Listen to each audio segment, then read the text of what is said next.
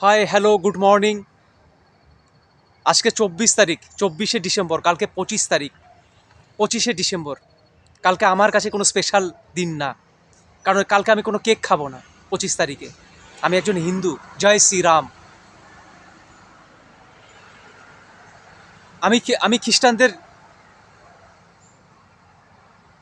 Birthday কেন পালন করব? কারণ আমি একজন হিন্দু। কিছু কিছু হিন্দুরা করতে পারে, কিন্তু আমি করব না।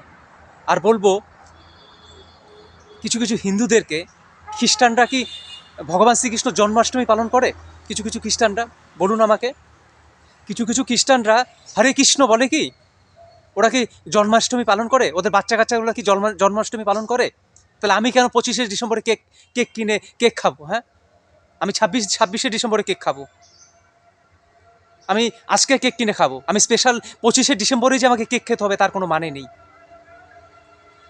আমি একজন হিন্দু, আমার ভগবান শ্রীকৃষ্ণ, হরে কৃষ্ণ। তো হ্যাঁ, ভিডিওটা ভালো লাগলে অবশ্যই লাইক শেয়ার করবেন।